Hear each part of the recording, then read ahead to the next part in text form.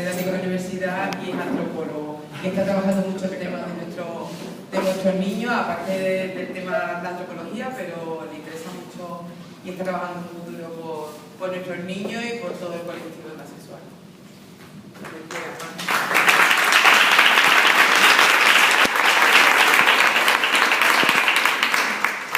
Y agradecerle que haya venido el pobre que está por ahí. Yo tengo que agradecerle a Pilar, a las familias que organizan, yo tengo que agradecerle que me admitáis como uno de vosotros. Bueno, y además me considero parte de la familia. Tengo que agradecerle a Mar, a Marisa, a Luisa, a la ATA, que se han esforzado por tener un local, organizar la reunión, etc. Y bueno, para mí es un honor y una alegría estar con vosotros. El único problema que tengo yo ahora mismo es que yo traía una charla preparada, ordenadita, por las ramas, pero Mar prácticamente lo ha dicho todo. Entonces, ¿qué hago yo ahora? Yo traía la entrevista que me hicieron en Canal Sur para el programa de los reporteros, que tuvieron la delicadeza de mandármelo en cinta, fue 1 hora, y estaba muy ordenadito. Entonces yo lo había llamado cuestiones fundamentales sobre la transexualidad. Son cuestiones sistemáticas, una por una, venían como 9, 10, pero claro, Mar, que además de ser activista, yo le he dicho en el prólogo de su libro, tiene una gran capacidad teórica, ha hecho una incursión antropológica, médica, es decir, completa. Y además, muy bien.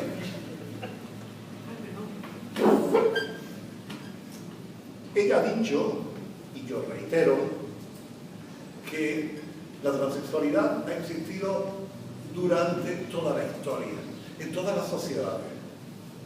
Es más, en algunas sociedades, de esas que llaman primitivas, las que nosotros nos dedicamos a estudiar, han existido personas que, bueno, los médicos llaman variantes de género, y que en la India llaman hidras, como ha dicho ella, muxe, en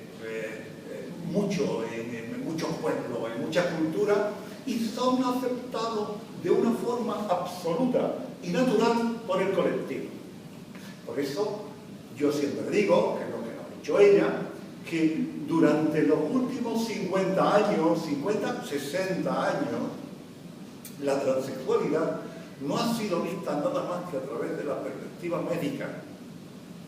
Fueron los médicos los que establecieron conceptos, fueron los médicos los que establecieron diagnósticos, estándares que siguen, que tienen que seguir, y son estándares internacionales que los equipos médicos especializados se toman al pie de la letra.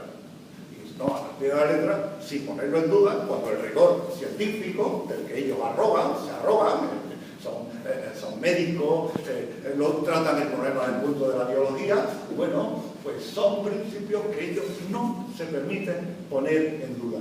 Y bueno, en mi análisis, lo que yo voy a improvisar, pues poco más o menos iré diciendo cómo funcionan y de qué manera logran secuestrar la experiencia transexual.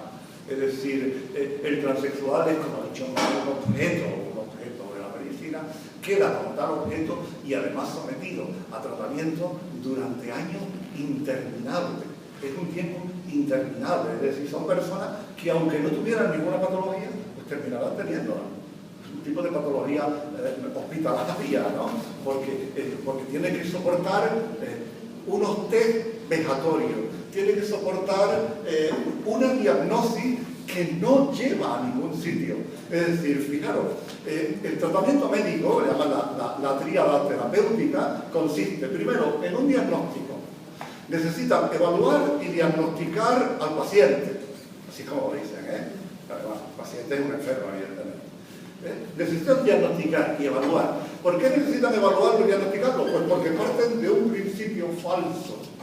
Parten del principio de que ahí hay una patología ya intrínseca. Pero además pueden haber otras patologías ellos llaman la comorbilidad. Pueden haber otras que acompañen. Y si hubieran esa patología, pues nosotros médicos lo que hacemos es desentendernos del caso porque ahí realmente no nos da nada, no podemos hacer nada. Cuando está perfectamente demostrado que una persona con comorbilidades y con otras patologías acompañantes a la posible, que yo digo, estoy hablando del término médico, yo después diré que evidentemente no hay ninguna patología, que no hace falta ningún diagnóstico, etc. Pero evidentemente lo que dicen los equipos médicos es exactamente esto, que necesitan tratamiento solo un tipo de personas que son las que resistirían el paso, el tránsito, mientras que otras, por muchas razones, que si queréis yo os cuento, por otras muchas razones no entrarían dentro del protocolo y por lo tanto no entrarían en esta. Primero, una evaluación y una diagnosis para demostrar que esa persona no es esquizofrénica, como si una persona esquizofrénica no necesitara tratamiento hormonal. No tiene un trastorno de la personalidad, no hay una distorsión de la personalidad, es el primero. Segundo, el proceso de hormonación, pero además lleva una cronología perfectamente delimitada. Y antes de la hormonación necesitan hacer un test de vida, que es cruel hasta el martirio. Es decir, porque se obliga a una persona joven o no tan joven, se le obliga a lanzarlo a la calle, a hacer una vida en función de la identidad que él se arroga a tener, sin ningún tipo de hormonación, sin ningún tipo de tratamiento, y cuando realmente lo que va pidiendo es ayuda porque no puede vivir en la calle. Es decir, realmente no puede soportar el ritmo de la vida cotidiana. Se hace un proceso de test de la vida real y cuando el psicólogo clínico o el psiquiatra considera que está maduro, entonces automáticamente se pasa a hormonación. La hormonación requiere una serie de características que no vienen al caso, si queréis yo las cuento después, pero a partir de ahí, bueno, pues se pasaría a la reasignación sexual, que realmente es una reconducción sexual en quirófano. Bien, cuando a mí me hacen la entrevista en el Canal Sur, la periodista, que era muy buena, conocía muy bien el tema, me preguntó, pero Juan, ¿realmente el problema transexual es un problema médico? Y yo le contesté, la persona transexual ni siquiera es un problema. No es un problema, estáis equivocados. Y por supuesto, no solo no es un problema, sino que no es un problema médico. En la persona transexual, vosotros lo habéis dicho en vuestro vídeo, es esta especie de boom, que esto es absolutamente novedoso. Esto le ha cogido con el pie cambiado prácticamente a todos. Este boom de niños que aparecen, de familias que aceptan a los niños, que antes los escondían, se les maltrataba, que ahora aceptan la identidad del niño, los acompañan, es un fenómeno absolutamente nuevo, novedoso. Y estáis en la primera etapa en la que podéis conseguir grandes logros. Después vendrán otras, algunas de ellas las ha señalado Mar ha señalado también el peligro, o algunos de los peligros. Bueno, pero realmente hay ahí una parte en la que nosotros decimos, yo digo, no es un problema médico. El niño transexual, primero, no es enfermo. Segundo, no tiene ninguna patología. Ellos diagnostican como disforia. No hay ningún tipo de disforia. Cuando yo digo no hay ningún tipo de disforia, me refiero intrínseca, lo que llaman los psiquiatras per se. Una disforia per se, que la traen prácticamente por naturaleza, desde el nacimiento. No hay disforia. Puede haber disforia en las personas transexuales, claro que puede haberla, en distintos grados, en distintos niveles.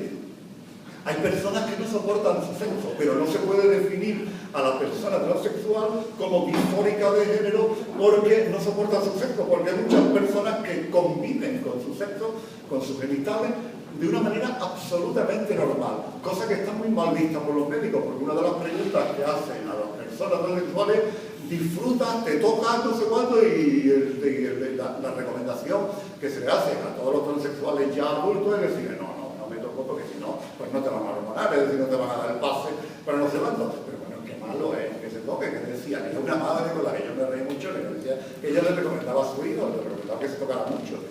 Sí, bueno, pues una buena madre, ¿no? Es decir, que hay que tocarse, claro. Es que el placer sexual es uno de los grandes beneficios, de los ganas gratis que tenemos, ¿no? Claro, un un equilibrio mental absolutamente beneficioso. Entonces, claro, esta es la cuestión, ¿verdad? No es un problema médico, no es un problema médico. Yo siempre digo, a pesar de que antes estaba un poquito más visto en algunas madres de cristales, yo siempre digo que es un problema social, cultural y político. Depende de la organización social, cultural y política de la sociedad, el transexual será bien visto, será aceptado, funcionará como una persona normal o será segregado. Entonces, en este caso, cuando yo estaba intentando, porque quería quemarme, me estaba desquiciando mi folio, lo iba a tirar, pues realmente yo estaba pensando, ¿qué ocurre realmente? ¿Qué ocurre realmente? Porque ella dice, ¿lo traen de nacimiento? Claro que lo traen de nacimiento. Hay un médico, hay un endocrino que se llama Guren, que es uno de los grandes. Yo no estoy de acuerdo con él, pero bueno, yo digo la teoría suya en parte, en la que a mí me interesa y la que nos interesa a nosotros. La teoría de Guren es una teoría muy sencilla y muy simple, es decir, el problema tanto de intersexuales como de transexuales es un problema de diferenciación sexual. No os doy la lata con esto, pero un problema de diferenciación sexual significa que durante un periodo de tiempo en el embarazo, en la séptima o octava semana, se forma el sexo cromosómico, gonádico y genital. Y se forma de una manera absolutamente normal, es decir, sigue el cauce que marca la naturaleza. Fijaros bien que a mí se me escapa cauce normal cuando realmente no tiene ningún sentido. Es decir, yo digo normal como lo que entiende la sociedad por normal. Bien, porque es muy importante lo que os quiero decir a partir de ahora. Bien, primera parte.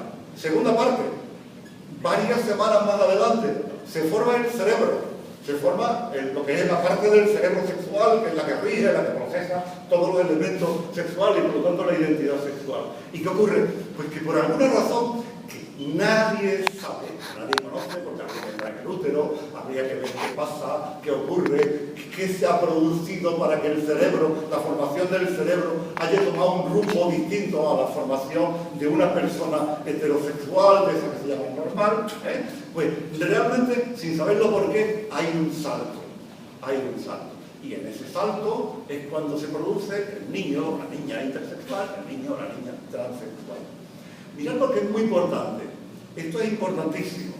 Cuando los médicos explican la formación, la diferenciación sexual, dicen que en principio es femenino, que hay un proceso activo, el proceso activo produce la masculinidad, el hombre es activo, mientras que la mujer es pasiva, la mujer es solo reproductora. Es realmente increíble, ¿eh? Los estereotipos de género que funcionan en la mente de personas que se creen científicos. Entonces, dicen, realmente es activo. ¿Qué pasa? Pues que en las mujeres no se da un proceso activo, por lo tanto se mantiene como femenino y produce a la mujer. Bien. Realmente, ¿qué hemos conseguido con este dato? No mucho. Sabemos que la diferenciación sexual va a producir una gran variedad de la naturaleza. Pero después tenemos un gran problema. Tenemos una especie de muro enorme, infranqueable, que es la propia organización de la sexualidad que tiene nuestra sociedad, la sociedad occidental. En realidad, cuando nosotros estamos hablando de organización sexual, cuando yo en antropología hablo de la organización sexual, de lo que estoy hablando es de algo muy sencillo. Todas las sociedades tienen un tipo de organización, tienen un sistema.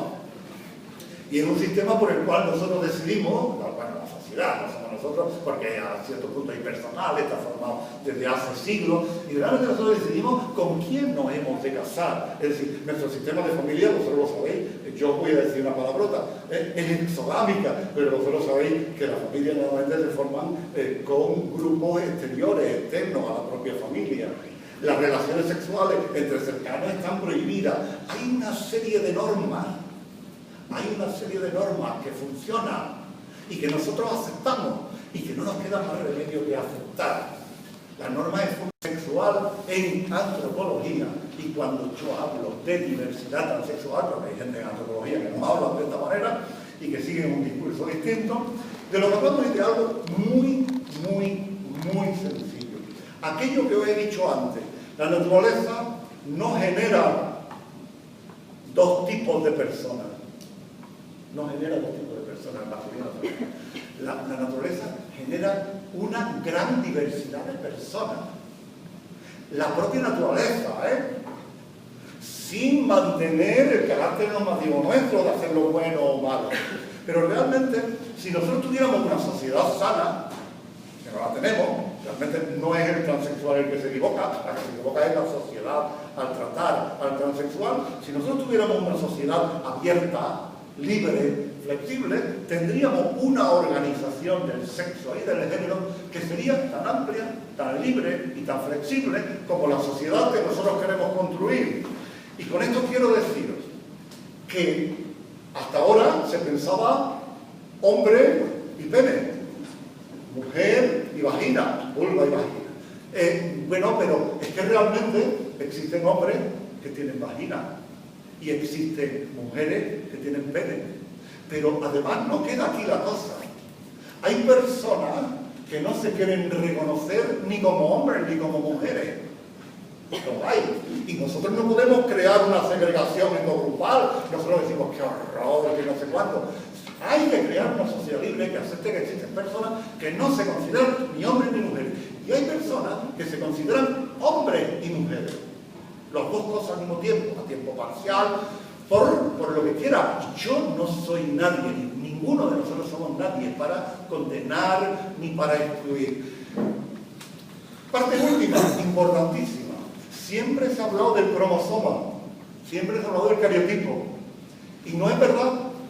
Hay personas con cariotipo X, Y, que son mujeres. Os puedo contar un caso increíble. Hay personas con cariotipo X, Y, que son mujeres. Y hay personas con cariotipo X, que son hombres. Son menores en cantidad, pero las hay también. ¿Qué ocurre?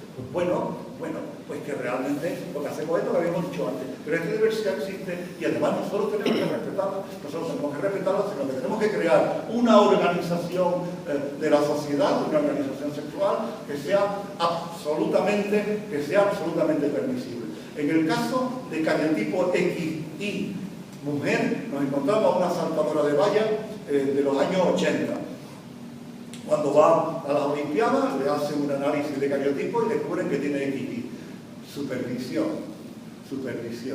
Le prohibieron competir, resumo mucho porque la historia es larga y penosa, le quitaron todos los títulos que tenía, la echaron de la residencia donde estaba becada y además, yo creo que es lo mejor que le pasó, la dejó el novio.